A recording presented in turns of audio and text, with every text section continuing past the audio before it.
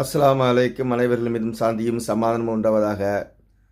கொய்த்தில் ரூம்லேயே கோட்டு போட்டுக்கிட்டு இருக்க நிலைமை ஆகிப்போச்சு. ஏன்னா அந்த அளவுக்கு குளிர் அடிக்குது. அதை விட ஒரு சூடான விஷயம் இருக்குது. என்னென்னு சொன்னால், இந்த அம்மா பெண்ணை சம்பந்தமாக நான் பேசியிருந்தேன் ஃபேஸ்புக்கில். அதற்கு ஆதரவாகவும் எதிராகவும் பலர் கருத்து சொல்லியிருக்கிறார்கள்.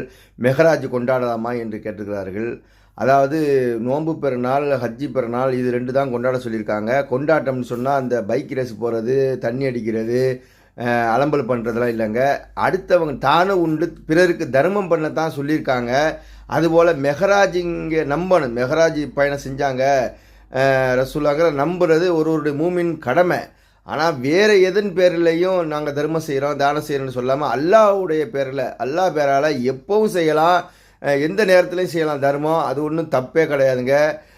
அதாவது இப்படி கூட்டத்தை கூட்டி பப்ளிக்கில் செய்ய போகும்போது பல பிரச்சனைகள் ஏற்பட வாய்ப்பு இருக்குது. அதனால் வீடு வீடாக போய் டோக்கனை கொடுத்தோ இல்லை அவங்களுடைய வசதி வாய்ப்பை பொறுத்து ஏழைகளாக இருந்தால் அவர்களுக்கு போய் நேரடியாக தர்மம் செஞ்சால் அதில் நிறைய பலன் இருக்குது. அதை விட்டு இப்படி பள்ளிவாசலில் வச்சு கொடுக்க போகும்போது பல பிரச்சனைகள் ஏற்பட வாய்ப்பு இருக்குது. அதனால் இந்த கந்திரி எடுக்கிறங்கிற பேரில் குத்தாட்டம் போட்டுக்கிட்டு, கச்சேரி வச்சுக்கிட்டு, வெடி விட்டுக்கிட்டு, இப்படி ஆபாசமான விஷயங்கள், அசிங்கமான விஷயங்கள்லாம் செய்கிறதுக்கு இது ஒன்றும் மிகப்பெரிய குற்றம் இல்லை. ஆனால் அல்லாஹ் ரசூலும் சொல்லாததை நம்ம செய்கிறது குற்றம்தான். இந்த மெஹராஜ் நம்புங்க, ஆனால் மெஹராஜின் பேரில் லைட்டு கட்டுவது, விழா கொண்டாடுவதை தவிர்த்துக்கிட்டு அல்லாவுடைய பேரில் எப்போதும் தானம் தர்மம் பண்ணுங்கள். இந்த அன்னதானம் நிற்கக்கூடாது. நல்ல ஒரு எண்ணத்தில் தான் அவங்க செஞ்சுருக்காங்க.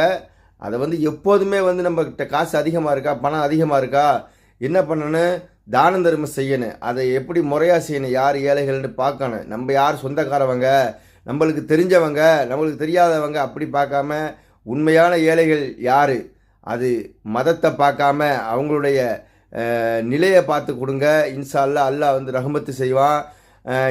இந்த விஷயத்தையே பேசி பேசி பேசி அவங்கள மேலும் மேலும் மன உளைச்சலுக்கு ஆளாகாமல் அந்த சம்பவத்தில் ஈடுபட்டவர்கள் மீது நடவடிக்கை எடுத்துகிட்டு அந்த ஜமாத்தை மாற்றிட்டு புதுசாக ஒரு ஜமாத்து இனி வரக்கூடிய காலங்களில் நபி வழிபடி நடந்து அல்லாஹ்க்கு அஞ்சி ஒழுக்கமாக வாழ்ந்து தர்மங்களை செய்து சுவனத்தை பெறக்கூடிய பாக்கியத்தை அல்லாஹ் வழங்குவான் இன்ஷா அல்லாஹ். இது சம்பந்தமாக கேவலமாக அசிங்கமாக இதை போட்டு போட்டு போட்டு போட்டு ரொம்ப அருவறுப்பாக இருக்குது. ஏன்னா எவ்வளோ வேலைகள் இருக்குது, எவ்வளோ பிரச்சனைகள் இருக்குது. இன்றைக்கி சுப்பு தொழுவுறதுக்கு ஒத்துழையும் காணாம். அது சம்மந்தமாக ஒரு மனுஷனுக்கு முதல்ல அல்லாஹ் தொழுதானதான் கேட்பான். தொழுதாமல் எத்தனை பேர் இருக்காங்க, ஜிம்மா தொழுவாமல் எத்தனை பேர் இருக்காங்க, மது அருந்தக்கூடியவர்கள், இப்படி விபச்சாரம் பண்ணக்கூடியவர்கள், வட்டி வாங்கக்கூடியவர்கள், இப்படி அல்லாஹ்க்கு இணை வைக்கக்கூடியவர்கள், இவர்கள் விஷயத்துலலாம் ரொம்ப நம்ம அக்கறை எடுத்து அவர்களை நேர்வழிப்படுத்தக்கூடிய கடமையில் இருக்கிறோம். இன்ஷா அல்லாஹ் அதற்காக முயற்சி செய்யுங்க. இந்த அம்மா பண்ண விஷயத்தை இதோட விட்டுறது நல்லதுன்னு நினைக்கிறேன். அஸ்ஸலாமு அலைக்கும்.